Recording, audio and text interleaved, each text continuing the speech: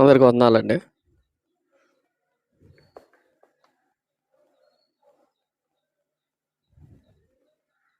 అందరికి వందనాలండి.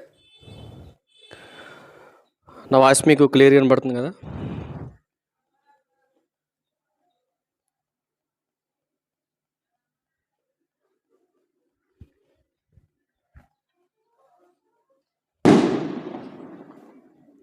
వందనాలు, అందరికి వందనాలు.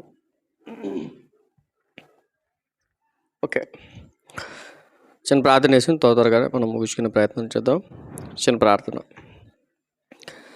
పరలోకమందున మా తండ్రి, మీ శ్రేష్టమైన నామానికి స్తుతులు చెల్లించుకుంటున్నాం తండ్రి. మరొకసారి తండ్రి, యోసేపు గారి జీవిత చరిత్రను మేము తెలుసుకోవడానికి ప్రయత్నాలు చేస్తున్నాం తండ్రి. మా అందరికీ కావాల్సిన జ్ఞానాన్ని దయచేయండి. ఇంకా ఎవరైతే తండ్రి ఆన్లైన్లోకి రావాలో వారిని కూడా తండ్రి సకాలంలో తీసుకుని వస్తారని కోరుకుంటూ క్రీస్తు నామాన్ని ప్రార్థన అడిగి వేడుకుని మా పరమ తండ్రి, ఆమేన్. వచ్చిన అందరికీ మరొకసారి క్రీస్తు నామ శుభవందనాలు తెలియజేసుకుంటున్నాను. సుమారుగా మనం 46వ అధ్యాయం వరకు వచ్చాం. ఈరోజు 47వ అధ్యాయం కొంచెం టూకీగా వివరించుకునే ప్రయత్నాలు చేద్దాం. త్వరగా చాలా సంగతులు తెలుసుకుందాం. గడిచిన రాత్రి మాట్లాడుకునే విషయాన్ని బట్టి ఇశ్రాయేలు ప్రజలు అనగా ఇశ్రాయేలు గోత్రానికి సంబంధించినటువంటి సుమారుగా 70 మంది ఈజిప్ట్ దేశానికి వచ్చారు. ఈ ఈజిప్ట్ దేశంలో ఏ ప్రాంతంలో ఉన్నారంటే గోషేను అనే ప్రాంతంలో ఉన్నారని, అంటే గోషేను అనే దేశంలో వారు కాపురం ఉన్నారని. వీళ్ళు గోషేను అనే ప్రాంతానికి యోసేపు అక్కడ తీసుకుని వెళ్ళారు. అక్కడ తీసుకుని వచ్చిన తర్వాత వాళ్ళ నాన్నగారు అంటే వాళ్ళ ఫ్యామిలీ ఎవరైతే ఉన్నారో వాళ్ళ ఫ్యామిలీని ఫరో చక్రవర్తి దగ్గర పెట్టడానికి యోసేపు గారు ఒక డేట్ తీసుకున్నాడు. అదే 47వ అధ్యాయం ప్రారంభంలో కనబడుతుంది.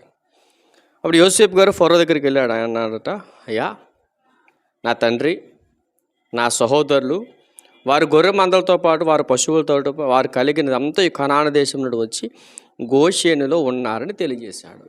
బాగా వినండి. గోషేను అనగానే ఒక దేశం పేరు. ఆ దేశంలో వారు నివాసం ఉంటున్నారని క్లియర్గా చెప్పాడు. ఎవరు? యోసేపు. ఎవరితోటి? ఫరోతోటి. ఇలా మాట్లాడిన తర్వాత తన సహోదరులో 5గురిని యోసేపు గారు ఫరో చక్రవర్తి దగ్గర తీసుకొచ్చాడు. ఫరో చక్రవర్తి దగ్గర తీసుకుని వచ్చిన వెంటనే ఫరో అన్నాడట, మీరేం చేస్తారు, మీ వృత్తి ఏమిటి అని ఫరో చక్రవర్తి ఆ 5గురిని అడిగినప్పుడు వాళ్ళు అన్నారట, ఒక మాట చెప్పారట, నీ దాసులమైన మేము మా పూర్వీకులు గొర్రెల కాపురులమని ఫరోతో చెప్పారు. అంటే ఉన్నట్టుగా చెప్పారు.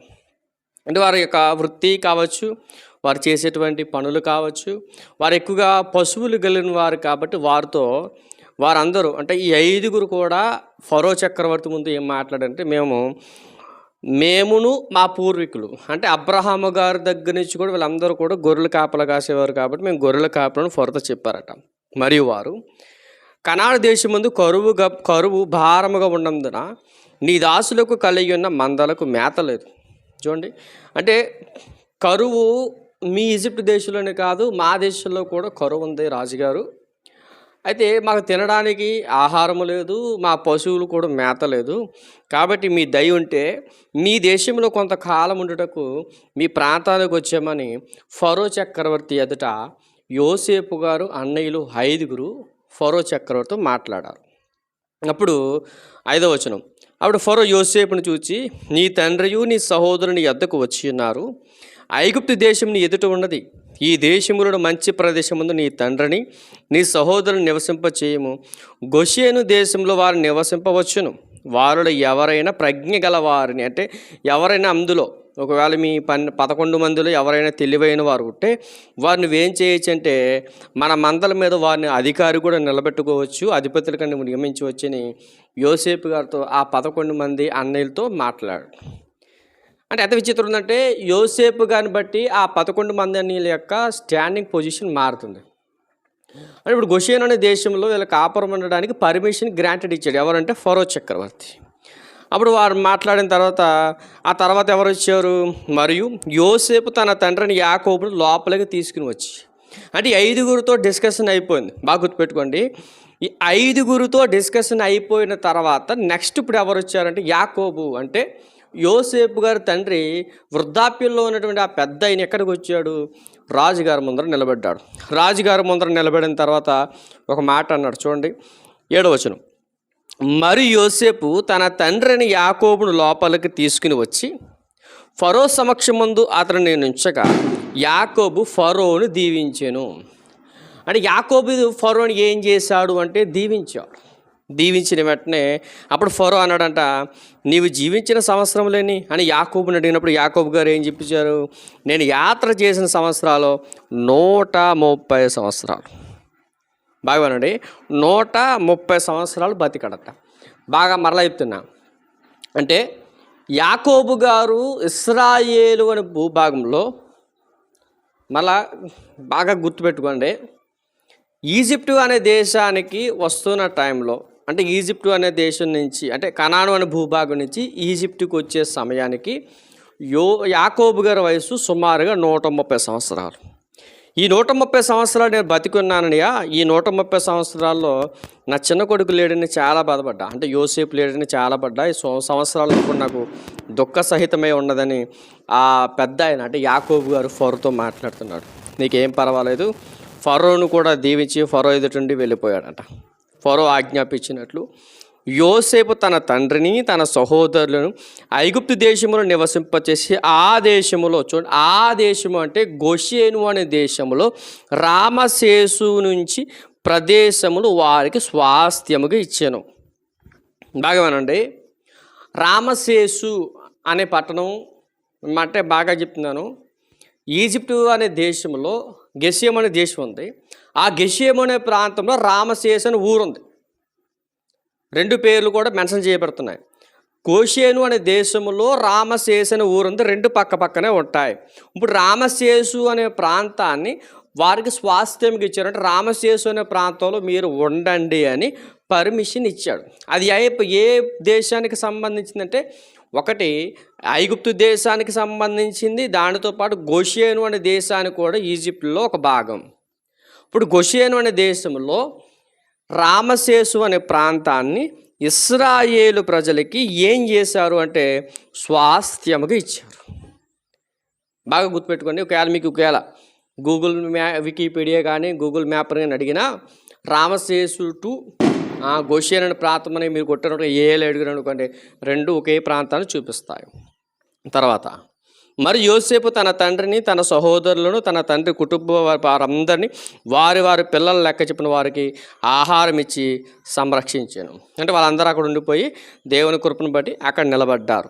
ఇది సుమారుగా 47వ అధ్యాయం 1 నుంచి 12 వచనాల యొక్క సారాంశం. మళ్ళీ చెప్తున్నా, 1 వచనం నుంచి 12 వచనాల్లో ఈ డిస్కషన్ దేనికోసం అంటే, ఫరో ఎదుట యోసేపు గారు తన అన్నయ్యలు వచ్చారని, వచ్చిన సందర్భాన్ని బట్టి వారికి ఏ భూభాగం ఇవ్వాలని, ఇక్కడికి వచ్చిన తర్వాత వారు ఏం చేస్తారంటే కొన్ని సంవత్సరాలు మాత్రమే ఉంటారు, మరలా తిరిగి వాళ్ళు వెళ్ళిపోతారు. కాబట్టి ఈ కరువు ఉన్నంతసేపు వీరు ఈ భూభాగంలో ఉంటారని యోసేపు గారు పర్యవేక్షణలో ఆ 5 అన్నయ్యలు ఫరోతో మాట్లాడే సందర్భం 1. 2, యాకోబు గారు ఫరో ఎదుట నిలబడి దీవెన వచనాలు మాట్లాడడం, ఫరో మీకు ఎన్ని సంవత్సరాలు అడగడం, దాని గురించి మాట్లాడడం, ఫరో కూడా యాకోబు గారిని ఆశీర్వదించి దీవించి పంపిస్తున్నటువంటి సందర్భం, రామశేసు అనే ప్రాంతాన్ని వీరికి స్వాస్థ్యంగా ఇచ్చినటువంటి సందర్భాలు 1 నుంచి 12 వచనాల యొక్క మనకి సారాంశం. తర్వాత ఒకవేళ ఏమైనా డౌట్స్ ఉంటే ఆఫ్టర్ 10 దాకా కాల్ చేయండి, లేదంటే మార్నింగ్ కాల్ చేయండి. తర్వాత 13వ వచనం వచ్చి, కరువు మిక్కిలి భారమైనందున, అంటే కరువు అనేది చాలా బీభత్సం అయిపోయిందంట. ఆ దేశం అంతటా ఆహారం లేదంట. ఎప్పుడైతే వీళ్ళకి ఆహారం దొరకట్లేదో అప్పటికి సుమారుగా ఈ ఐగుప్తు అనే దేశంలో కూడా కరువు వచ్చేసింది. ఈ ఐగుప్తు అనే దేశం మీద ఎలాగైతే కరువు వచ్చిందో కనాను ప్రాంతంలో కూడా కరువు వచ్చేసింది. చాలా బీభత్సం అయిపోయింది. ఇలా బీభత్సంగా ఉన్నటువంటి తరుణంలో ఐగుప్తు సంబంధించినటువంటి ప్రజలందరూ కూడా, ఐగుప్తీయులందరూ యోసేపు దగ్గరకు వచ్చి ఒకటి అన్నారట, అయ్యా మాకు ఆహారం ఇప్పించు, నీ సముఖమందు మేము చావవలను, ద్రవ్యము వ్యయమైనది కదా అని. 16వ వచనం, అందుకు యోసేపు అన్నాడు, మీ పశువులను ఇడి, ద్రవ్యం అయిపోయిన ఎడల మీ పశువులకు ప్రతిగా నేను మీకు ధాన్యం ఇచ్చిద్దని చెప్పారు. అంటే ముందు ఏం చేశారు అంటే, కరువు వచ్చినప్పుడు డబ్బులు ఇచ్చి ధాన్యం కొనుక్కున్నారు, అది బాగుంది. ఆ కరువు వచ్చినప్పుడు ధాన్యాన్ని డబ్బులు ఇచ్చి కొనుక్కున్న తర్వాత ఇప్పుడు ధాన్యం అయిపోయింది ఈజిప్ట్ దేశంలో. ప్రజలకి. ఇప్పుడు ధాన్యం అయిపోయిన తర్వాత నెక్స్ట్ ఏంటి అంటే ప్రజలందరూ ఒకసారిగా వచ్చి యోసేపు దగ్గరకు వచ్చి అన్నారట, అయ్యా మా దగ్గర డబ్బులు లేవు, మా దగ్గర డబ్బులు లేవు కానీ మాకు ఆకలేస్తుంది, మేము మమ్మల్ని ఇలా చంపేస్తారా అని యోసేపు గారి దగ్గరకు వచ్చి అడిగితే యోసేపు గారు ఇచ్చిన సలహా ఏంటి? ఒక మాట చెప్తాను, ఒకసారి ఆగండి, చెప్పండి.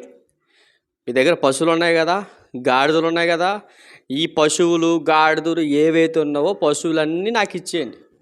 దేనికి బదులుగా? డబ్బులకు బదులుగా మీ పశువులు నాకు అమ్మారంటే మీకు ధాన్యం ఇస్తానని ఒక ఆఫర్ పెట్టాడంట. ఓ ఎస్, ఇచ్చేస్తామని వాళ్ళు ఏం చేశారంట, గుర్రాలని చూడండి అక్కడ కనబడుతుంది 16వ వచనంలో చివరి లైను, గుర్రములు కాబట్టి వారు తమ పశువులను యోసేపునతో తీసుకుని వచ్చి యోసేపు గుర్రములను గొర్రెల మందలను పశువుల మందలను గాడిదలను తీసుకుని వచ్చి వారికి ఆహారం ఇచ్చిరి.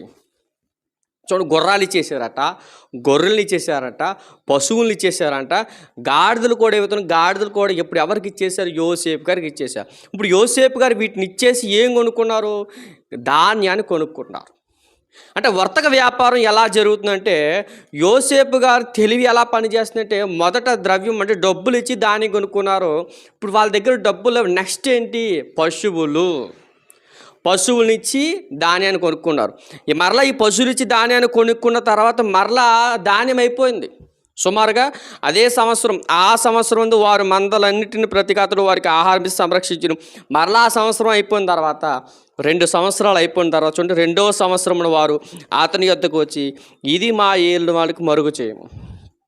అయ్యా మరొక విషయం ఏంటంటే మీరు ఇచ్చారే మాకు పశువులు ప్రతిగా ద్రవ్యం ఇచ్చారు కదా, ఇప్పుడు పశువులకు ప్రతిగా ధాన్యం ఇచ్చారు, ఇప్పుడు ఆ ధాన్యం మాకు అయిపోయింది, నెక్స్ట్ ఏంటి? ఇంకా మేమే ఉన్నాం, మేమును మా పొలాలు ఉన్నాయి, మా దేహాలు ఉన్నాయి, మేమేం చేయాలి అని అనగానే సరే ఓ పని చేయండి, ఎలాగో మీ పొలాలు ఉన్నాయి కదా, మీ పొలాలను కూడా నాకు అమ్మేయండి, ఫరో చేతికి అమ్మేయండి, ఫరోకి ఇచ్చేయండి, మీకు ఫరో చేతికి మీ పొలాలన్నీ ఇచ్చేస్తే పొలాలకు బదులుగా మీకు ధాన్యం ఇస్తానని మరలా యోసేపు గారు అన్నారట. సరే మీరు అన్న ప్రకారంగా మా పొలాలను కూడా మేము ఇచ్చేస్తామని వారందరూ కూడా పొలాలు పాడైపోకుండా ఉండడానికి వాళ్ళు ఏం చేశారంటే పొలాలు కూడా రాసి ఇచ్చేసారట, ఆస్తి అంతా. ఎవరికి?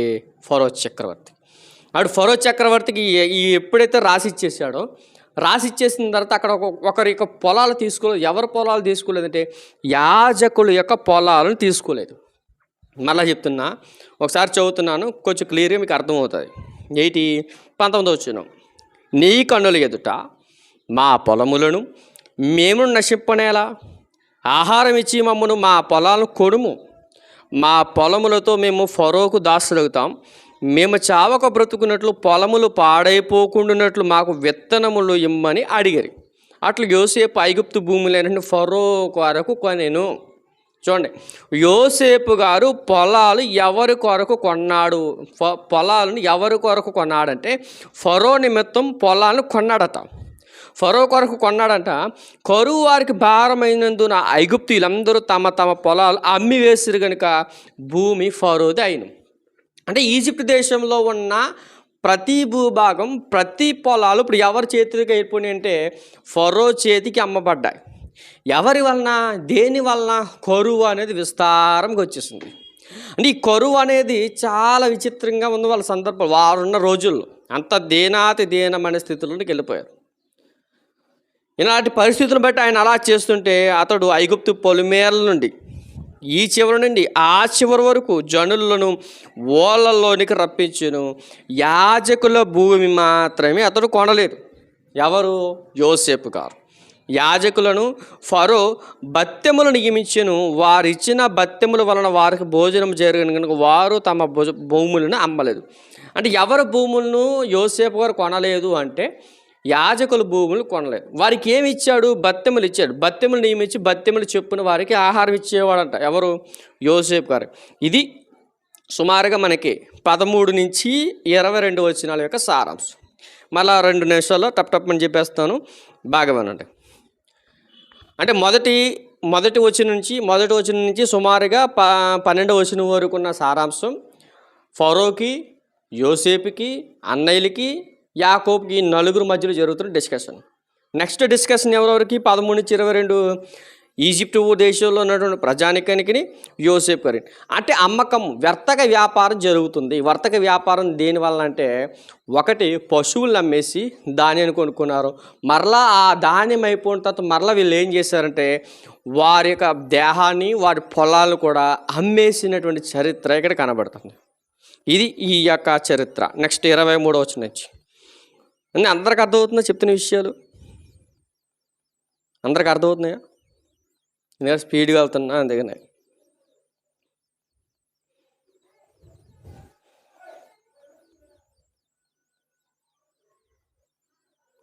అర్థమవుతుంది కదా, కొంచెం ఫాస్ట్గా వెళ్తున్నా, ఏమైనా అర్థమవుతుందా లేదని కొంచెం డౌట్ వచ్చింది అందుకని. Okay, thank you. నెక్స్ట్ 23-27 వచనాల్లో చిన్న సారాంశం ఏంటంటే యోసేపు గారు ఏం చేశారంటే ఒక తెలివైన పని చేశాడు. ఏంటి ఆ తెలివైన పని? భూమి ఉంది కదా, పొలాలు ఉన్నాయి, పొలాల్లో మీరు విత్తనాలు చల్లండి. విత్తనాలు కూడా ఈయన ఇచ్చాడు. మీరు విత్తనాలు చల్లి ఆ విత్తనాలు పంట పండేసిన తర్వాత 5వ భాగం నాకు ఇచ్చేయండి, మిగిలిన భాగం మీరు తీసుకోండి. చూడండి, అదే కనబడుతుంది 23వ వచనం. యోసేపు, ఇదిగో నేడు మిమ్మును మీ భూమిని ఫరో కొరకు కొన్నాను, ఇదిగో మీకు విత్తనాలు ఇస్తున్నాను, పొలాలు విత్తండి. పంటలో 5వ భాగం మీరు ఫరోకి ఇయ్యాలి.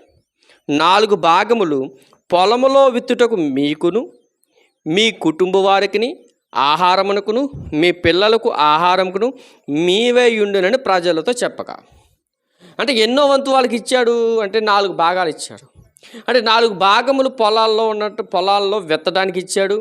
తర్వాత మీకు ఇచ్చాడు, మీ కుటుంబ వారికి ఆహారానికి మీ పిల్లలకు ఆహారమే ఉంటుందని ప్రజలతో చెప్పక వారు నీవు మమ్మను బ్రతికించితివి, ఏడు వారి కటాక్షము మా మీద ఉండనేమో ఫరోకు దాసులు ముగిదమని చెప్పారు. అప్పుడు 5వ భాగం ఫరోదని నేటి వరకు యోసేపు ఐగుప్తు భూములను గూర్చి కట్టడ నియమించాను. అంటే ఎప్పటికీ స్టిల్ జరుగుతుందంటే మనకు తెలియదు, కానీ లేఖనాలు ఇస్తున్నటువంటి స్టేట్మెంట్ ప్రకారం ఇప్పటి వరకు కూడా అంటే ఇప్పటికీ ఫరో నిమిత్తం పంట పండిన తర్వాత 5వ వంతు ఎవరికి ఇస్తారు అంటే ఐగుప్తీయులు ఫరోకి ఇస్తారంట. ఇశ్రాయేలులు ఐగుప్తు దేశమంతలి గోషేను ప్రాంతంలో నివసించిరి, అందులో వారి ఆస్తి సంపాదించిన సంతానాభివృద్ధి పొంది మిగులు విస్తరించిరి. బాగా గుర్తుపెట్టుకోండి, రామశేషు అనే ప్రాంతాన్ని వారికి స్వాస్థ్యంగా ఇచ్చాడు. వీళ్ళు ఎక్కడ ఉన్నారు? గోషేను అనే దేశంలో ఉన్నారు. ఈ గోషేను అనే దేశంలో ఇశ్రాయేలు ప్రజల పరిస్థితి అభివృద్ధి చెందడం స్టార్ట్ చేశారు. ఎందుకంటే దేవుడు వారిని ఆశీర్వదిస్తారని చెప్పాడు కదా, వీళ్ళందరినీ ఆశీర్వదించడం స్టార్ట్ చేశారు.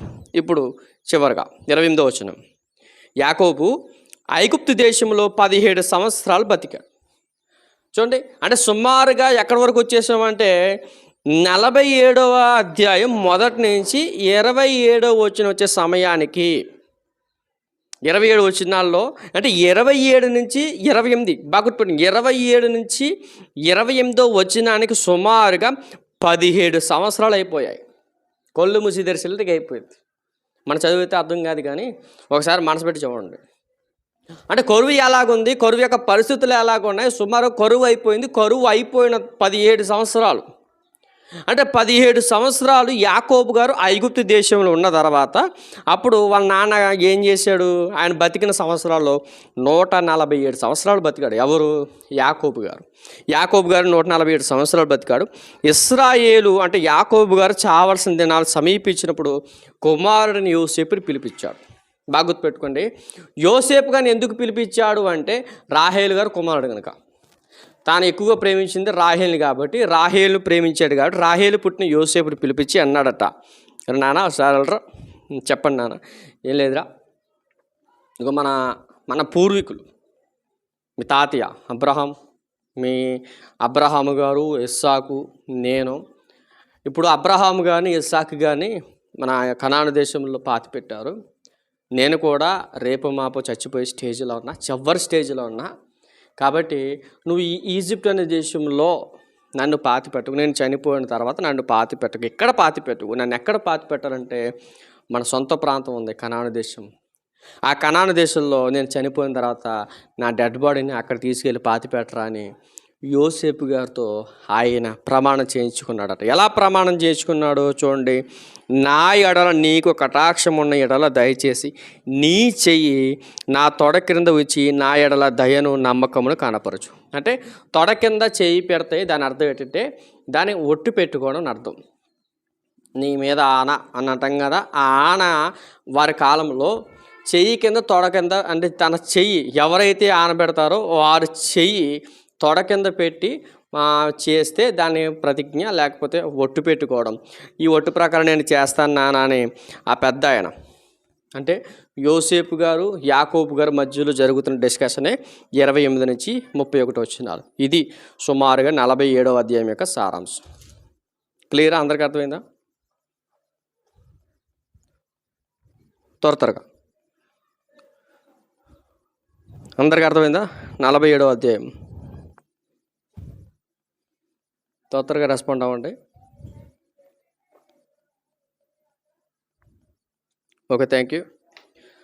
సుమారుగా ఆయన వయసు పెద్ద అయిపోయింది. ఈయన బాగా వృద్ధాప్యంలోకి వెళ్ళిపోయాడు. ఎవరు? యాకోబు గారు. యాకోబు గారు వృద్ధాప్యంలోకి వెళ్ళిపోయాడు అనేసి ఆ విషయం తెలిసిన తర్వాత సుమారుగా కాయల పడగంటే ఇంకా మంచాన పట్టేశాడు తండ్రి అయినటువంటి యాకోబు గారు. ఈ తండ్రి అయిన యాకోబు గారు మంచం పట్టేశారనే విషయం ఎవరో ఒక అతను యోసేపు గారు చెప్పారంట. అయ్యా, మీ నాన్న చనిపోయే స్టేజ్లో ఉన్నాడు అని అనగానే సరే అనేసి తన కొడుకు అయినటువంటి యోసేపు గారు ఆ ఇద్దరు కొడుకులు ఎవరు? మనస్సే ఎఫ్రాయిములు వీళ్ళిద్దరిని కుమారులు వెంటబడి తీసుకుని వచ్చాడు. ఎక్కడికి? తన తండ్రి దగ్గరికి.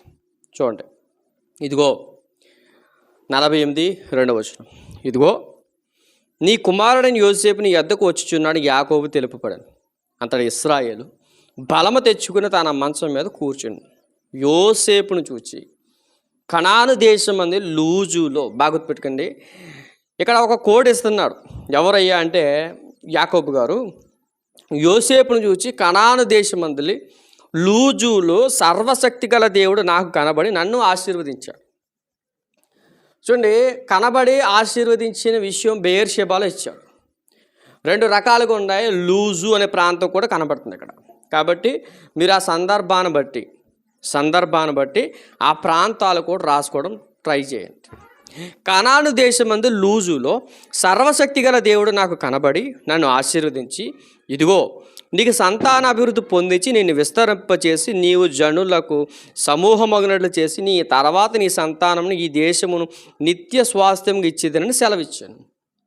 అంటే మరలా అంటే యోసేపు గారికి యాకోబు గారికి వచ్చిన దర్శనం ఏంటంటే బెయేర్షెబాలో దర్శనం వచ్చింది. ఇప్పుడు బలిపీఠాన్ని అర్పించిన తర్వాత, దహన బలి ఇచ్చిన తర్వాత, ఇప్పుడు దహన బలి అర్పించిన తర్వాత దేవుడు మాట్లాడి నీ సంతానం నేను అభివృద్ధి చేస్తాను, మరలా మీరు అందరు ఇక్కడికి వచ్చేస్తారు, కనాను భూభాగానికి వచ్చేస్తారు, అప్పటి వరకు నువ్వు భయపడకు అని దేవుడు నాతో మాట్లాడిన విషయం యోసేపు గారితో మాట్లాడుతున్నాడు. తర్వాత చూడండి, ఇదిగో నేను ఐగుప్తునకు నీ యొద్దకు రాకమునుపు ఐగుప్తు దేశంలో నీకు పుట్టిన నీ 2 కుమారులు నా బిడ్డలే. గుర్తుపెట్టుకోండి, నీకు పుట్టిన కుమారులు వీళ్ళిద్దరు కూడా నా బిడ్డలే. కాబట్టి రూబేను సిమ్యోని వలె ఎఫ్రాయిము మనస్సే కూడా నా బిడ్డలే ఉంటారు. బాగా అర్థం చేసుకోండి. అంటే రూబేను సిమ్యోను ఎలాగైతే వరుస క్రమంలో ఉన్నారో 12 మంది 11 మంది ఎలాగైతే వరుస క్రమంలో ఉన్నారో అదే వరుస క్రమంలో మనస్సే ఎఫ్రాయిము, అంటే ఎఫ్రాయిము మనస్సేలను కూడా నా బిడ్డలై ఉందురు. చూడండి, మిమ్మల్ని ఒక ప్రశ్న వేస్తున్నా, సమాధానం చెప్పండి. యోసేపు గారికి పుట్టిన మొదటి బిడ్డ పేరేంటి? మొదటి కుమారుడి పేరేంటి? పెద్దోడు ఎవరు? యోసేపు గారికి పుట్టిన పెద్ద కుమారుడి పేరు త్వరగా చెప్పండి. యోసేపు గారికి పుట్టిన మొదటి కుమారుడి పేరు మనస్సే. బాగా చెప్తున్నారు. ఇప్పుడు మనస్సే అయితే ఇక్కడ యాకోబు గారు ఎలా మాట్లాడుతున్నారంటే పేరు మార్చాడు, అంటే వరుస క్రమాన్ని మార్చాడు. ఏమని? ఎలాగా? రూబేను సిమియోనుల వలె ఎఫ్రాయిము మనసే నా బిడ్డలై ఉందురు. అంటే మొదట దీవెన వచ్చిన యాకోబు గారు ఎవరికి ఇస్తున్నాడు అంటే ఎఫ్రాయిముకి ఇస్తున్నాడు. అంటే చిన్నోడికి ఇస్తున్నాడు పెద్దోడి కన్నా. అంటే పెద్దోడు ఎవరు చెప్పండి? పెద్దోడు ఎవరు అంటే మనస్సే కన్నా ఎఫ్రాయిముని యాకోబు గారు ఎక్కువగా ఆశీర్వదిస్తున్నట్లు మనకు కనబడుతుంది లేఖనాల్లో. బాగా గుర్తుపెట్టుకోండి. ఇప్పుడు ఈ లేఖనాల ప్రకారం ఆయన మాట్లాడుతున్నాడు. 7వ వచనం పద్దనారాము నుండి, అంటే వాళ్ళు ఎక్కడైతే జర్నీ స్టార్ట్ చేశారో ఆ జర్నీ స్టార్ట్ చేసినప్పటి నుంచి పద్దరామును నేను వచ్చినప్పుడు ఎఫ్రాతాకు ఇంకా కొంత దూరమును ఉండగా మార్గమున రాహేలు అంటే మీ అమ్మగారు కనాను దేశంలో నా ఎదుట మృతి పొందింది. చూడండి, ఎఫ్రాతాకు ముందున ఎఫ్రాతాకు ఇంకా కొంత దూరం ఉండగానే రాహేలు అంటే మీ అమ్మ నా ఎదుటే చనిపోయింది. ఆమెను ఎక్కడ పాతి పెట్టాను? బెత్లెహేము ఎఫ్రాతా మార్గమున ఆమెను పాతి పెట్టితని యోసేపుతో చెప్పాను. బెత్లెహేము ఎఫ్రాతా ఎక్కడో మనం విన్నాం. అంటే ఇప్పుడు బెత్లెహేము అనే ప్రాంతంలో రాహేలు గారిని పాతి పెట్టా, మీ అమ్మగారిని పాతి పెట్టాను. కాబట్టి ఇశ్రాయేలు యోసేపు కుమారులు చూచి వీరిద్దరు ఎవరు అని అడిగాడంట. అంటే ఆయనకి కొంచెం కళ్ళు మందగిలిపోయి, ఎందుకంటే బాగా వృద్ధాపిల్లల్ని గెలిపాడు కదా, సుమారు 147 సంవత్సరాలు అంటే మనం అర్థం చేసుకోవాలి. నాన్న వీళ్ళిద్దరూ నాకు ఈ దేశంలో పుట్టిన కుమారులు, ఒకటి పేరేమో మనస్సే, మరొకటి పేరేమో ఎఫ్రాయిము. సరే వీళ్ళిద్దరిని ఎలా తీసుకునిరా అని అనగానే తీసుకుని వస్తున్నాడు. చూడడానికి అంతలా కనబట్టలే, ఎందుకంటే కళ్ళు మందం అయిపోయి. సరే కళ్ళు మందం అయిపోయినా ఆయన పెద్ద ఆయన ఏం చేశారంటే ఇలా దగ్గరికి తీసుకుని కౌగులించుకుని ముద్దాడి వాళ్ళిద్దరిని ఏం చేస్తారంటే ఆశీర్వదించడం స్టార్ట్ చేశాడు. ఎలా ఆశీర్వదించాడు త్వరగా చూసుకుని కొంచెం త్వరగా ముందుకు వెళ్దాం. 14 వచనం మనస్సే పెద్దవాడైనందున ఇశ్రాయేలు తన చేతులను యుక్తిగా చాచి. చూడండి, మనస్సే పెద్దవాడైనందున ఇశ్రాయేలు అంటే యాకోబు గారు యుక్తిగా తెలివిగా ఏం చేశాడు అంటే చూడండి, చిన్నవాడని ఎఫ్రాయిము తల మీద తన కుడి చేతిని. యోచన బాగా అర్థం చేసుకోండి. అంటే యాకోబు గారు పిల్లల్ని, అంటే యోసేపు గారికి పుట్టిన పిల్లల్ని ఏ విధంగా దీవించాడు అంటే చాలా తెలివిగా ఆలోచించాడట. అంటే ఆ టైంలో కూడా దేవుడు యాకోబు గారితో ఎలాగ ఆశీర్వదించాలి, ఎవరిని ఎక్కువగా ఆశీర్వదించాలో కూడా దేవుడు యాకోబు గారితో మాట్లాడాడు. అంటే ఎఫ్రాయిము తల మీద తన కుడి చేతిని, ఈ ఎడమ చేతిలో ఎవరున్నారు? మనస్సేని ఆశీర్వదించడం స్టార్ట్ చేసింట. అతడు యోసేపుని దీవించి, నా పితరులైన అబ్రహాము ఇస్సాకు ఎవని ఎదుట నడుచుచుండిరో ఆ దేవుడు, నేను పుట్టినది మొదలుకు నేటి వరకు ఎవడు నన్ను పోషించినో ఆ దేవుడు, అనగా సమస్తమైన కీడులలో నుండి నన్ను తప్పించిన దూత ఈ పిల్లలను ఆశీర్వదించునుగాక. నా పేరును అబ్రహాము ఇస్సాకులను నా పితరుల పేరుకి వారికి పెట్టబడును గాక, భూమి యందు వారు బహుగా విస్తరింపబడును గాక అని చెప్పాను. చూడండి, అంటే వారి దేవుడు అంటే ఇప్పుడు యాకోబు గారు పిల్లలిద్దరిని ఎలా చేతులు పెట్టుకొని యోసేపు గారిని చూసి దీవించడం మొదలెట్టాడు. అప్పుడు యోసేపు ఏం చేశాడు? యోసేపు ఎఫ్రాయిము తల మీద తన తండ్రి కుడి చేయి పెట్టి చూడ్చినప్పుడు, మీ అందరికి అర్థమవుతుందా? అంటే ఎఫ్రాయిము యాకోబు గారు ఏం పెట్టాడు? కుడి చేయి పెట్టాడు తల మీద. ఇలా ఆశీర్వదిస్తారు కదా, ఈ కుడి చేతులేమో ఎఫ్రాయిము, ఈ ఎడ చేతి ఏమో మనస్సే కనబడ్డాడు. ఇలా మనస్సే కనబడినప్పుడు ఇప్పుడు యోసేపు గారు ఏం ఆలోచన చేస్తున్నారు? ఇదేంటి నాన్న రివర్స్లో వీళ్ళకి ఆశీర్వదిస్తున్నాడు, పెద్దవాడేమో కుడివైపున ఉన్నాడు, చిన్నవాడేమో ఎడమవైపు ఉండాలి కదా. నాన్న అట్లు కాదు నాన్న, చూడండి అక్కడ కనబడుతుంది, నాన్న అట్లు ఉండకూడదు, పెద్దోడు కుడివైపున ఉండాలి, చిన్నోడు ఎడమవైపున ఉండాలి కదా, కాబట్టి నువ్వు రివర్స్లో వీళ్ళిద్దరిని ఆశీర్వదిస్తున్నావు నాన్న అని యోసేపు గారు తన తండ్రితో మాట్లాడుతున్నాడు. అప్పుడు వాళ్ళ నాన్న ఏమన్నాడు? రే నాన్న, నీకు ఎందుకైనా కంగారు పడతావు, ఒక మాట చెప్తుందని గుర్తెచ్చుకో. 19వ వచనం అయినను అతని తండ్రి ఒప్పక, అంటే యాకోబు గారు ఒప్పక, అది నాకు తెలుసు, నా కుమారుడు అది నాకు తెలియను, ఇతడును ఒక జనసమూహమై గొప్పవాడుగును కానీ ఇతని తమ్ముడు ఇతని కంటే గొప్పవాడుగును. అంటే ఎఫ్రాయిము ఎలాగవుతాడంటే మనస్సే కన్నా గొప్పవాడవుతాడు. ఇది నేను చెప్తున్నా. ఆ దినమందు అతడు వారు దీవించి ఎఫ్రాయిము వలను మనస్సే వలను దేవుడు నిన్ను చేయును గాకని ఇశ్రాయేలు నీ పేరు చెప్పి దీవించేదనను. అలాగున అతడు మనస్సే కంటే ఎఫ్రాయిమును ముందుగా ఉంచెను. వర్ష క్రమంలో కూడా ఎఫ్రాయిము మనస్సే ఉంటుంది, కానీ రివర్స్ మనం ఏం చెప్పాలి అంటే మన కాలక్రమేణ ప్రకారం వీళ్ళ యొక్క పుట్టిన డేట్ల ప్రకారం మనస్సే ముందు రావాలి. కానీ యాకోబు గారు దీవెన వలన మనస్సే ముందు కన్నా ఎవరు వచ్చారు ముందంటే ఎఫ్రాయిం గారు వచ్చారు. ఎఫ్రాయిమును ముందెట్టాడు దేవుడు. అంటే ఎఫ్రాయిమును ముందెట్టింది ఎవరంటే యాకోబు గారు పెట్టారు. తర్వాత 22వ వచనం. అందరికి అర్థమవుతుందా చెప్పిన విషయాలు? క్లియర్గా మీ అందరికి అర్థమవుతున్నాయా?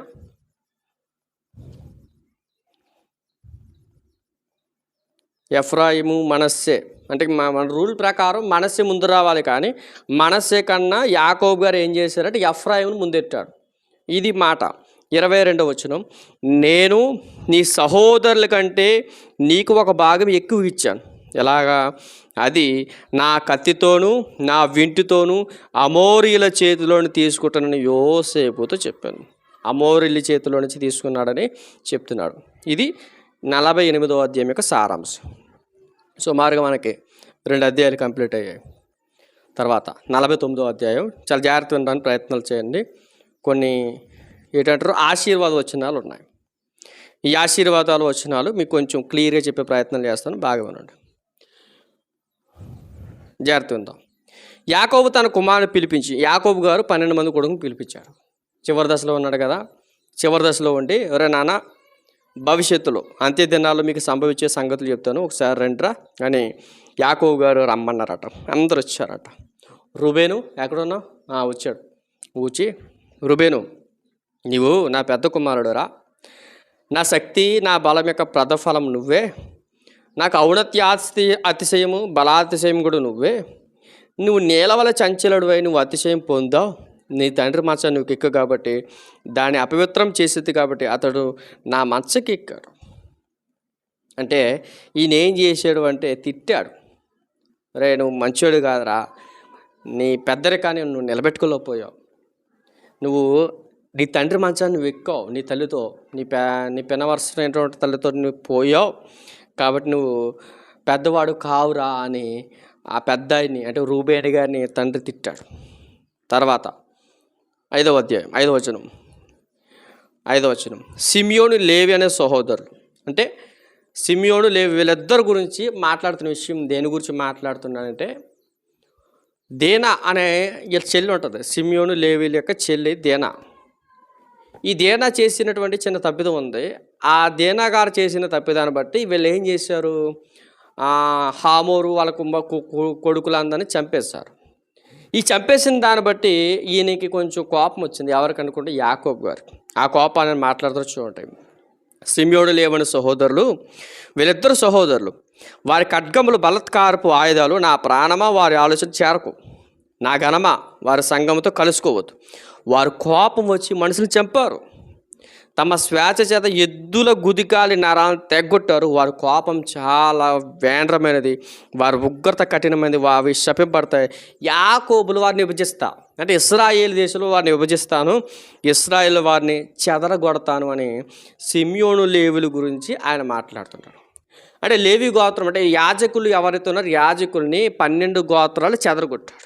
అది మనకి భవిష్యత్తులో జరుగుతున్న సందర్భాలు. నిర్గమకాండం నుంచి ఎవరైతే యాజకులు ఉన్నారో లేవీలు ఉన్నారో వాళ్ళందరూ కూడా వారి వంతులు చెప్పున వారి గోత్రాలు ఏ గోత్రాలు అయితే గోత్రాలు వారందరూ కూడా లేవీని పోషించి పెంచాలని ఒక రూల్ అనేది జీవో జారీ చేయడం మనకి ఆజ్ఞలో కనబడుతుంది. ఈ ఆజ్ఞలే ఎవరిచ్చినటువంటి కమాండ్ అంటే వారి తండ్రి అయినటువంటి యాకోబు గారు ఇచ్చిన కమాండ్. ఇది సిమియోను లేవీల గురించి సందర్భం. నెక్స్ట్ 8వ వచనం. యోధా. ఈ 3వ అబ్బాయి గురించి ఆయన ఏం మాట్లాడుతున్నాడంటే, యోధా నీ సహోదరు నిన్ను స్తుతించెదరు, నీ చెయ్యి నీ శత్రువుల మేడ మీద ఉండును, నీ తండ్రి కుమారులు నీ ఎదుట సాగిలు పడతారు. యోధా కోదమ సింహం, నా కుమారుడా నువ్వు పట్టిన దాన్ని తినవచ్చుతివి, సింహము వలన గర్జించు ఆడ సింహం వలను అతడు కాలు ముడుచుని పండుకును, అతడిని లేపు వాడెవడవాడు. శిలోహు వచ్చే వరకు యోధా యొద్ద నుండి దండం తొలగదు, అతని కాళ్ళ మధ్య నుండి రాజదండం తొలగదు, ప్రజలు అతనికి విధేయులైందురు.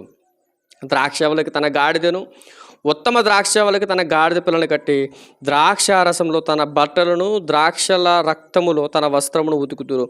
అతని కన్నులు ద్రాక్షారసము చేత ఎర్రగాను, అతని పళ్ళు పాల చేత తెల్లగాను ఉండును. ఈ సుమారుగా ఈ 11వ వచనం వరకు, అంటే సుమారుగా 12వ వచనం వరకు యేసుక్రీస్తు వారి యొక్క జీవిత వృత్తాంతం గురించి, యోధా గోత్రాన్ని గురించినటువంటి భవిష్యత్తులో జరగబోయే సంగతుల గురించి యోధా గారితో తన తండ్రిని యాకోబు గారు దీవిస్తున్నటువంటి వచ్చినారు. ఇంకా అంతమంది క్లియర్ చెప్పాలంటే చాలా గంటలు అయిపోద్ది, కాబట్టి అంత క్లియర్గా చెప్పట్లేదు. అంటే యేసుప్రభువు వారి గురించినటువంటి సంగతులు కూడా ఈ వచనాల్లో మనకి కొన్ని లింకప్ డాక్యుమెంట్స్ అనమాట, లింక్డ్ డాక్యుమెంట్స్.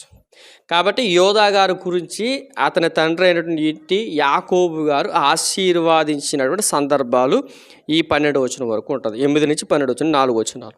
నెక్స్ట్ జబులూను. ఈ జబులూను గారి గురించి ఏం మాట్లాడుతున్నాడు?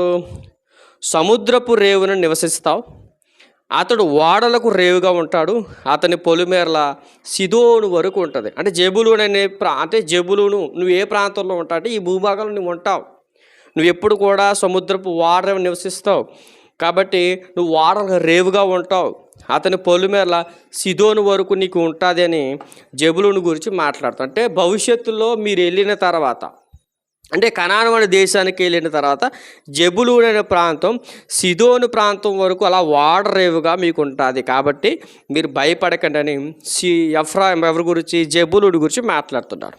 నెక్స్ట్ ఇస్సాకారు, అంటే 5వ వ్యక్తి, 5వ అబ్బాయి. 5వ అబ్బాయి గురించి ఏం మాట్లాడుతున్నాడు? 2 దొడ్ల మధ్యను పండుకొని బలమైన గార్ధబము. అంటే 2 దొడ్ల మధ్యలో పండుకొని బలమైన గార్ధబము, ఒక గాడిద పిల్లలాగా ఉంటావు. అతడు విశ్రాంతి మంచిదగుటయు ఆ భూమి రమ్యమగడుతూ చూచెను గనుక అతడు మోయుటకు భుజము నుంచుకుని వెట్టి చేయ దాసుడగును. అంటే గార్ధబము అంటే గాడిద డ్యూటీ ఏంటి? బరువులు మోస్తుంది. అలాంటి బరువులు మోసేటువంటి డ్యూటీ నీకు ఉంటుంది. దాను 6వ అబ్బాయి. దాను ఇశ్రాయేలు గోత్రికులే తన ప్రజలకు న్యాయం తీరుస్తావు. దాను త్రోవలో సర్పముగాను దారిలో కట్లపముగా ఉంటావు. అది గుర్రపు మడిమేలు ఖర్చును, అందువలన ఎక్కువ వాడు వెనుకకు పడును. యెహోవా నీ రక్షణ కొరకు కనిపెట్టి ఉన్నాను. బంటులు గుంపు గాదును కొట్టును, అతడు మడిమను కొట్టును. అంటే దానికోసం పాము గురించినటువంటి సందర్భాలు సర్పం గురించినటువంటి విషయాలు మాట్లాడుతున్నారు. తర్వాత అషేరు, అంటే ఎవరెవరికి ఏ ఆశీర్వాదాలు వస్తాయి, ఏ శాపాలు వస్తాయి, భవిష్యత్తులో మీ ప్రణాళికలు ఎలాగ ఉంటాయి, భవిష్యత్తులో మీరు ఎలాగ ఉండబోతారో కూడా యాకోబు గారికి అర్థమై వారిని అందరినీ కూడా ఆశీర్వదిస్తున్నటువంటి సందర్భాలు. నెక్స్ట్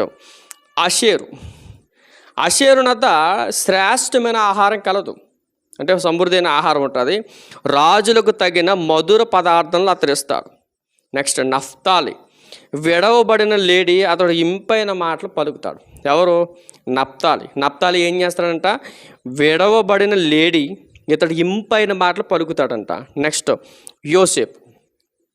యోసేపు ఫలించెడు కొమ్మ, ఓట యొద్ద ఫలించెడు కొమ్మ, దాని రెమ్మలు గోడ మీదకి ఎక్కి వ్యాపించును. వీలికాండ్రును అతను వేధించిరి, అంటే అన్నిలు వేధించారు. వారు బాణములు వేసిన అతని హింసించిరి. యాకోబు కొడుచు పరాక్రమశాలి అయిన వాని హస్తబలము వలన అతని విల్లు బలమైందైంది. ఇశ్రాయేలునకు బండయు మేపుడు వాడు ఆయనే. నీకు సహాయం చేయి నీ తండ్రి దేవుని వలనను పైనుండి మింటి దీవెనలతో క్రింది దాగిన అగాధ జలముల దీవెనతోను స్తనముల దీవెనతోను గర్భముల దీవెనతో నేను దీవించు. సర్వశక్తుని దీవెన వలన అతని బాహుబలము దిట్టపరచును. నీ తండ్రి దీవెనలు నా పూర్వీకుల దీవెనల పైని చిరకాల పర్వతముల కంటే హెచ్చుగా ప్రబలమగును. అవి యోసేపు తల మీదను అతన సహోదరుల నుండి వేరుపరచబడిన దాని నడినెత్తి మీదను ఉంటాను. అంటే సుమారుగా యోసేపు గారిని పూర్తిగా ఆశీర్వదిస్తాడు. అంటే ఈయన ఫలభరితంగా యోసేపు గారు ఉంటారు, ఎప్పటికప్పుడు ఫలభరితంగా యోసేపు జీవిస్తాడు అని చెబుతున్నాడు. నెక్స్ట్ బెన్యామీను గురించి ఏం చెప్తున్నాడు? చీల్చినట్టు తోడేలు, అతడు ఉదయం ముందు ఎరను తిని అస్తయమైన దోపుడు సొమ్ము పంచుకొనను. ఎవరు? చిన్న కొడుకు. చిన్న కొడుకు కోసం ఏం చెప్తున్నాడు తండ్రి? బెన్యామీను చీల్చినట్టు తోడేలు. ఏమో ఒకవేళ వచ్చిన ఎవరు చీల్చినట్టు తోడేలు అని అడిగితే మనం 4 ఇస్తాడు. ఒకవేళ 4 ఇచ్చిన నా చీల్చినట్టు తోడేలు ఎవరంటే బెన్యామీను. ఉదయం ఏం తింటాడంటే ఎర్రని తింటాడంట, సాయంకాలం ఏమో దోపుడు సొమ్మును పంచుకుంటాడంట. ఇవి అన్నీ ఇశ్రాయేలు 12 గోత్రములు వారి తండ్రి వారిని దీవించుచు వారితో చెప్పినది ఇదే. ఎవరి దీవెన చొప్పున వారిని దీవించును. తరువాత అతడు వారికి ఆజ్ఞాపించుచు ఇట్లను, నేను నా స్వజనుల యొద్దకు చేర్చబడుచు ఉన్నాను. బాగా గుర్తుపెట్టుకోండి, పైన ఆల్రెడీ ఎఫ్రాయిముని మనస్సుని దీవించేశాడు. అందరికి అర్థమవుతుందా? ఎఫ్రాయిం మనస్సును వాళ్ళు ఆల్రెడీ దీవించేశాడు కాబట్టి వారందరినీ దీవించేసిన తర్వాత వీళ్ళని పిలిపించాడు. తర్వాత అతడు వారికి ఆజ్ఞాపించిన, నేను నా స్వజనులే చేర్చబడుచున్నాను. హిత్తీయుడైన ఎఫ్రోను భూమి అందుట గుహలో నా తండ్రుల యొద్ద నన్ను పాతిపెట్టండి. ఆ గుహ కనాను దేశమందుల మమ్రే ఎదుట ఉన్న మక్పేలా గుహంలో ఉన్నది. నెక్స్ట్, అబ్రహాము దానిని ఆ పొలమును హిత్తీయుడకు ఎఫ్రోను యొద్ద శ్మశాన భూమి కొరకు స్వాస్థ్యముకు కొన్నాడు. అంటే మా తాత అంటే అబ్రహాము మా తాతయ్య గారు ఏం చేశారంటే మక్పేలా గుహాన్ని కొన్నారు ఒక అతని దగ్గర. కాబట్టి మీరు ఏం చేస్తారంటే నన్ను అక్కడ పాతి పెట్టనని ముందుగా తన కొడుకులైనటువంటి ఆ 12 మందితో చెప్తున్న విషయం. ఈ విషయాలన్నీ కూడా మాట్లాడుతున్నాడు. 33వ వచనం. యాకోబు తన కుమారులు ఆజ్ఞాపించుట చాలించిన మంచం మీద తన కాలు ముడుచుకుని ప్రాణం విడిచి తన స్వజనుల యొద్దకు చేర్చబడి. అంటే యాకోబు గారు ఎలా మరణించారంటే కాలు ముడుచుకుని తన ప్రాణాన్ని విడిచిపెట్టాడు. ఇది సుమారుగా 49వ అధ్యాయంకి సారాంశం. నెక్స్ట్, కొన్ని గోత్రాల వారిని దేవుడు ఎన్నుకోలేదు. అలా చెప్తున్నా, కొన్ని గోత్రాల వారిని దేవుడు ఎన్నుకోలేదు. ఆ గోత్రాలు కొంతమంది మిస్ అయ్యారు. ఆ మిస్ అయినటువంటి వారి గురించి మనకు అవసరం లేదు. ఇందులో ఎవరైతే ఉన్నారో వారి గురించి మీరు రాయండి. నెక్స్ట్ 50వ అధ్యాయం త్వర ముగించుకుందాం, ఎందుకంటే మాకు కూడా సమయం అవుతుంది. 50వ అధ్యాయం. యోసేపు తన తండ్రి ముఖం మీద పడి, యోసేపు గారు నా నాన్న చనిపోయాడు, తన తండ్రి ముఖం మీద పడి అతను గూర్చి ఏడ్చి ముద్దు పెట్టుకున్నాడు. తర్వాత ఏం చేశాడు? యోసేపు సుగంధ ద్రవ్యాలతోటి తన తండ్రి శవను సిద్ధపరిచిన తన దాసుని వైద్యులకు ఆజ్ఞాపించును. సుమారుగా ఎన్ని రోజులు అయినంటే 3వ వచనం, సుగంధ ద్రవ్యములతో సిద్ధపరచబడిన వారి కొరకు దినములు సంపూర్ణమగునట్లు అతని కొరకు 40 దినాలు సంపూర్ణమయ్యాయి.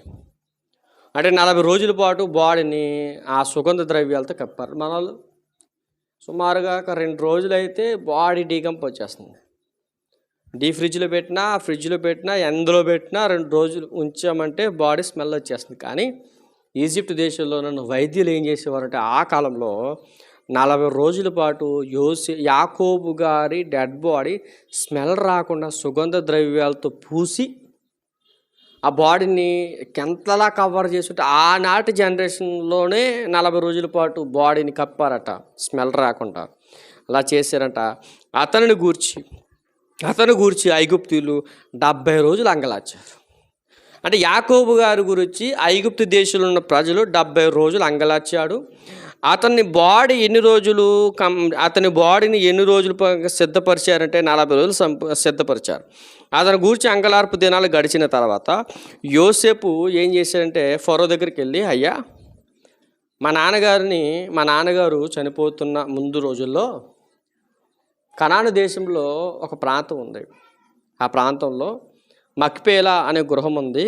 ఆ మక్పేలా గుహలో మా నాన్నగారి బాడీని కప్పెట్టమని మా డాడీ చెప్పాడు. కాబట్టి మీరు పర్మిషన్ ఇస్తే నేను, మా అన్నయ్యలు, మా పనివారందరూ కూడా కనాను దేశానికి వెళ్ళి ఆ మక్పేలా గుహం దగ్గరికి వెళ్ళి మా నాన్నగారిని పాతిపెట్టి మళ్ళీ తిరిగి వచ్చేస్తామని పర్మిషన్ తీసుకుంటాడు. ఎవరు అనుకుంటున్నారు? యోసేపు గారు. అప్పుడు ఫరో ఏం చేశాడు? అందుకు ఫరో అతడు నీ చేత చేయించిన ప్రమాణ చొప్పున వెళ్ళి నీ తండ్రిని పాతిపెట్టుడు సెలవిచ్చు. అంటే ఫరో కూడా ఆ పర్మిషన్కి గ్రాట్యుటీ ఇచ్చాడు. ఇల్లు తప్పేముంది? ఐగుప్తు దేశపు పెద్దలందరూ యోసేపు ఇంటి వారందరూ అతని సహోదరులను అతని తండ్రి ఇంటి వారిని వెళ్ళిరి. వారు తమ పిల్లలను, తమ గొర్రెల మందలను, తమ పశువులను మాత్రము గోషేను దేశములు ఉంచిరి. చూడండి, ఎవరెవరిని ఇచ్చేశాడు? పిల్లలను ఇచ్చేశాడు, పశువులను ఇచ్చేశాడు, గొర్రెల మందలను ఇచ్చేసి కొంతమంది మాత్రమే గోషేను దేశం నుంచి విడిచిపెట్టి కనాను భూభాగానికి వెళ్ళారు. వారితో పాటు ఎవరు వెళ్ళారు? మరియు రథాలు వెళ్ళాయి, రౌతులు అతనితో వెళ్ళినందున ఆ సమూహం బహు విస్తారం ఆయను. అంటే యాకోబు గారిని పాతి పెట్టడానికి ఒక ఊరే కదిలి వచ్చేసినట్టుగా జన సమూహం వెళ్తున్నారట. వెళ్ళి ఏం చేశారు? యోర్దానుకు అవతలున్న అటదు కళ్ళమునకు చేరి అక్కడ బహుఘోరంగా అంగలార్చారు. అంటే యోర్దాను అనే ప్రాంతం దగ్గర అవతలున్న ఒక అటదు అనే ఒక కళ్ళెం ఒకటి ఉంది.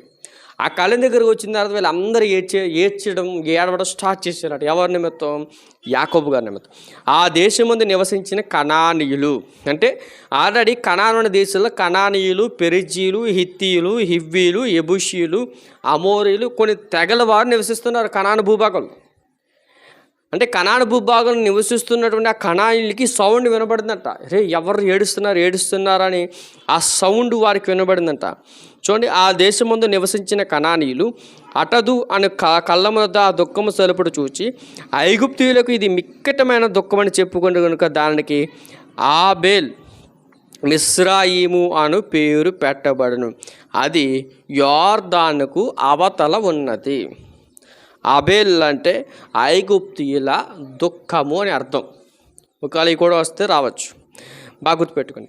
ఈ అటదు అనే ప్రాంతానికి వచ్చిన తర్వాత ఏడ్చారు. వీళ్ళు ఏడ్చిన దాన్ని బట్టి వాళ్ళు పెట్టిన పేరు ఏంటి అంటే ఆబేల్ అంటే ఐగుప్తీయుల దుఃఖం అని పేరట. తర్వాత 12వ వచనం, అతని కుమారులు తన విషయం అతను వారికి ఆజ్ఞాపించినట్టు చేసిరి.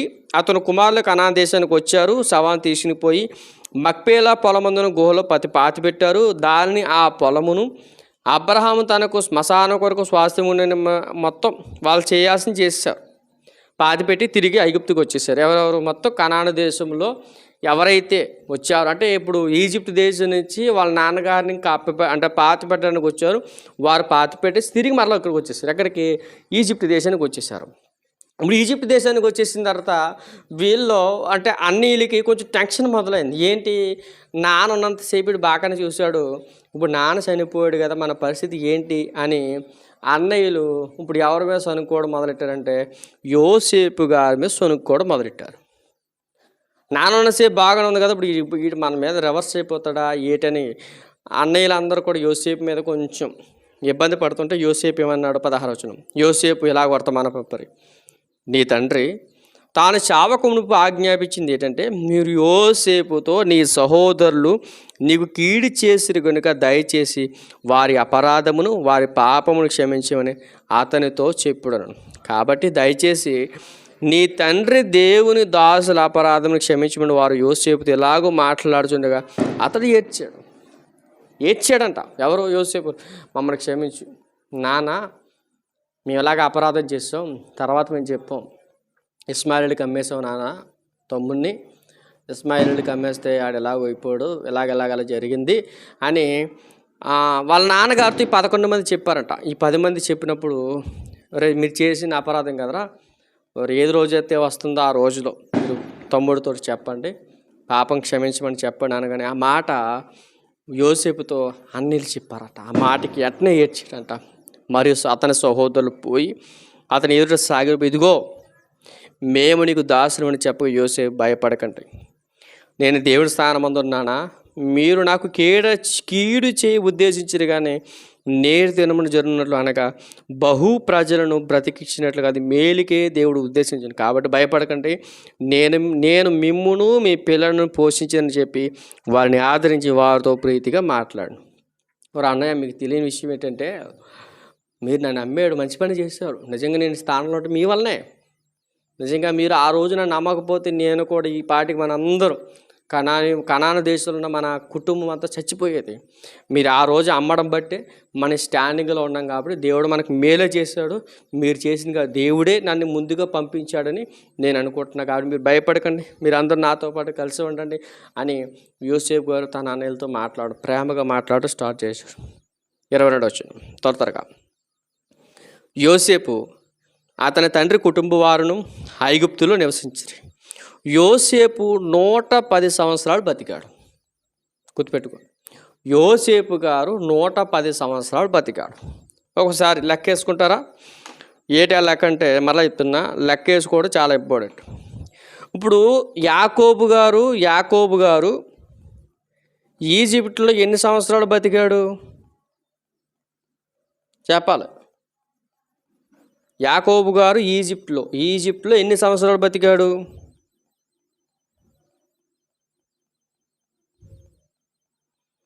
ఒక అన్న రాశాడు 17 సంవత్సరాలు. 17 సంవత్సరాలు బాగా గుర్తుపెట్టుకుని. ఈజిప్ట్లో యాకోబు గారు బతికిన సంవత్సరాలు 17, అది గుర్తుపెట్టుకోండి. అలాగే మరలా అదే యాకోబు గారు ఈ అబ్బాయి అంటే యోసేపు గారితో స్టార్టింగ్లో 37వ అధ్యాయంలో యాకోబు గారి కలలు కంటున్న సంవత్సరాలు కూడా ఎన్ని చెప్పండి? మొదట్లో మనకు కనబడిన సంవత్సరం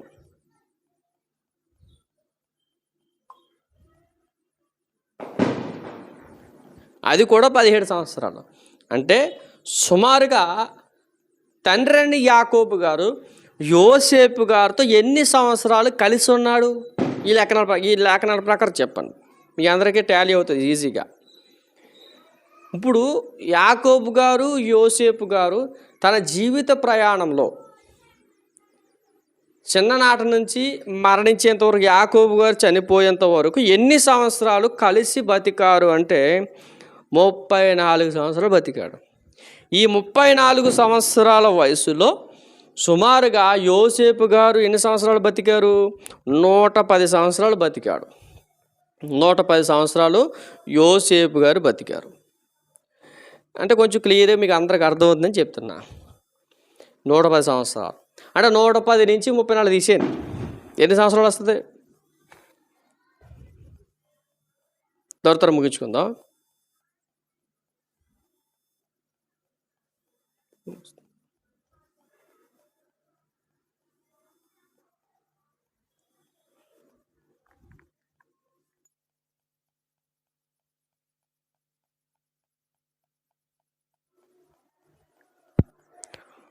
త్వరగా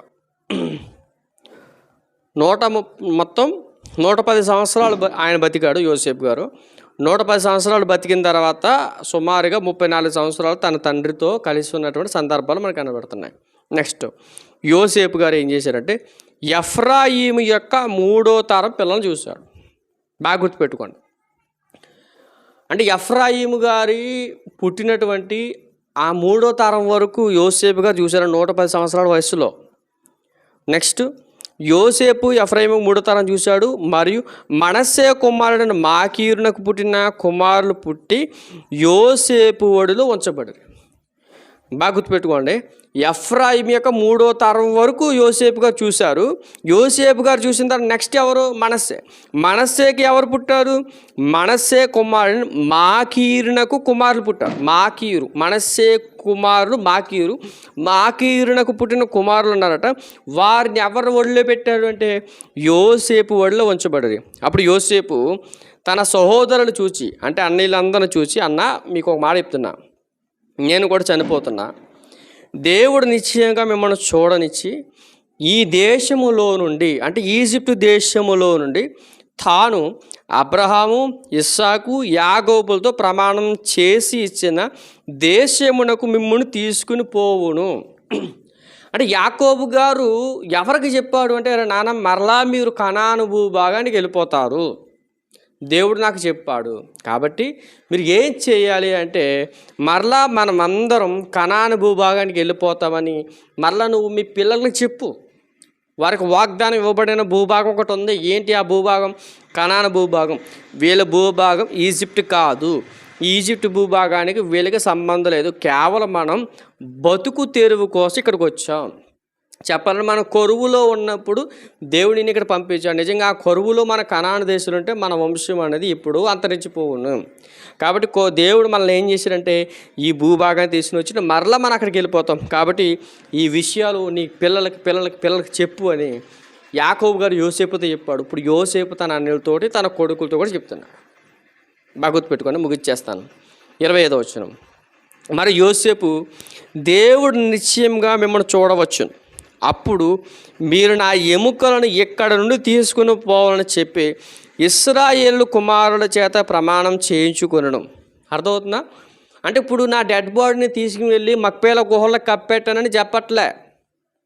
ఎందుకంటే ఆ పర్మిషన్ ఇవ్వడు ఫరో. ఎందుకంటే నేను అయిపోయిన తర్వాత నా తర్వాత మిమ్మల్ని ఎవడు పట్టించుకోడు. కానీ విచిత్రం ఏంటంటే మీరు కనాను అనే దేశానికి వెళ్తున్నప్పుడు మీరు ఏం చేయాలంటే నేను నా బాడీ కుళ్ళిపోయినా కానీ నా ఎముకలు ఉంటాయి కాబట్టి నా ఎముకలను మీరు మోసుకుని ఎక్కడ కప్పెట్టాలంటే మక్పేలా గుహల్లో కప్పెట్టండి తండ్రి అన్నాడు యోసేపు గారు కొడుకులు చెప్పాడు. ఈ యోసేపు గారు తన అన్నలతో కూడా మాట చెప్పాడట. అప్పుడు సుమారు 26 వచనం ముగించుకుందాక యోసేపు 110 సంవత్సరాలు గలవాడై మృతి పొందాను. వారు సుగంధ ద్రవ్యముతో అతని శవమును సిద్ధపరిచి ఐగుప్తు దేశం ముందు ఒక పెట్టెలో ఉంచిరి. ఒక పెట్టెలో యోసేపు కానీ సుగంధ ద్రవ్యాలతో కప్పి ఉంచారంట. ఇది సుమారుగా 50వ అధ్యాయం యొక్క వివరణ. ఇప్పుడు 50వ అధ్యాయంలో ఇద్దరు మరణించారు. ఒకరు యాకోబు గారు మరణించారు, యోసేపు గారు కూడా మరణించారు. ఈ 2 సందర్భాలను బట్టి కొంచెం మీరు క్లియర్గా మరలా బాగా చదవండి, లోతుగా చదవండి. క్లియర్గా మీకు అన్ని విషయాలు మీ అందరికీ అర్థమవుతాయి. అందరికీ అర్థమైంది అనుకుంటున్నా. దేవుడు ఈ కొద్ది మాటలు ఇప్పటివరకు సుమారుగా 4 అధ్యాయం త్వరగా వివరించుకున్నాం. ఒకవేళ ఎవరికైనా అర్థం కాకపోతే మార్నింగ్ కాల్ చేయండి, మాట్లాడుకుందాం. దేవుడు మిమ్మల్ని మీ కుటుంబాన్ని ఆశీర్వదించును గాక. ఆమె. మరలా ఎంతమందికి అర్థమైందండి చెప్పిన విషయాలు?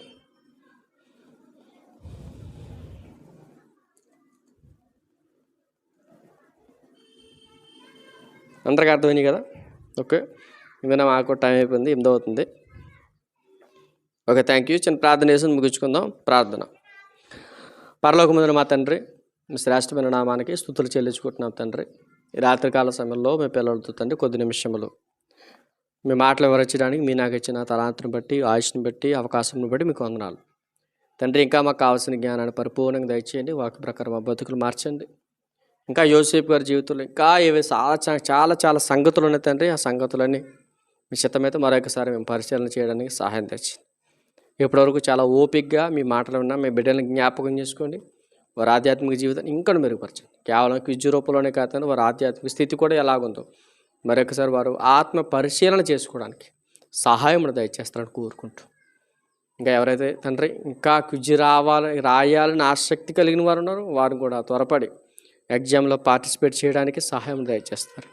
మరి ఎంతమందికి అర్థమైందో అర్థం కావాలని నాకైతే తెలియదు, కానీ అర్థం కాని వారిని కూడా తండ్రి అర్థమయ్యే రీతిగా వారు చదవడంలోనూ వినడంలోనూ వారు ఆసక్తి చూపించడానికి సహాయం దయచేస్తారు. మీ కృపలో మా అందరిని మరొకసారి మీ సన్నిధిలో తీసుకుని వస్తారండి. రేపటి దినాన్ని రాస్తున్నటువంటి ఆ క్విజ్లో మీరే వారికి సహాయం దయచేయండి. మీ కృపను బట్టి త్వరగానే తండ్రి వాటికి ఆన్సర్ రాయడానికి సహాయం దయచేస్తారని కోరుకుంటారు. అలాగే తండ్రి క్విజ్ని కాంటెస్ట్ చేసినటువంటి గోపాలకృష్ణ అన్ని కూడా జ్ఞాపకం చేసి వారి కుటుంబాన్ని దీవించండి, ఆశీర్వదించండి. అనేక మందికి తండ్రి క్విజ్ ద్వారా ఆత్మీయ జీవితంలో ఆత్మీయ మేలుడు కూడా పొందుకుంటున్నారు తండ్రి. అనేక మంది భక్తుల యొక్క జీవితాలు తెలుసుకుంటున్నారు తండ్రి.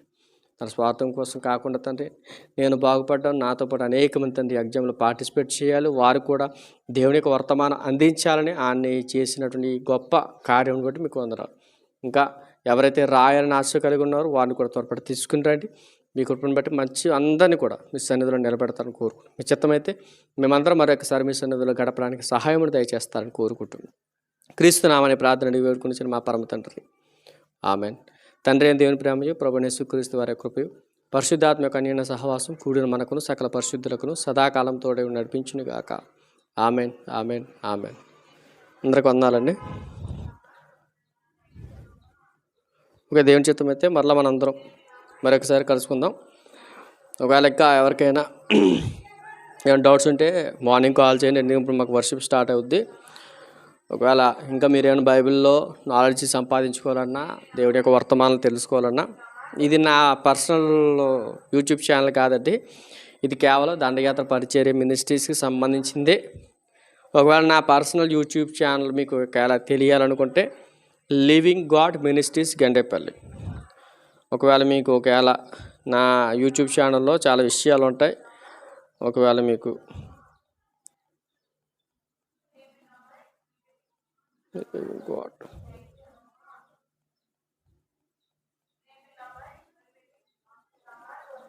ఎవరికైనా ఒకవేళ ఇంకా సబ్జెక్ట్ నేర్చుకోవాలి, మేము జ్ఞానం నేర్చుకోవాలి అని అనుకున్నవారు నా మెయిల్ ఐడి నాది యూట్యూబ్ ఛానల్ పెడతాను.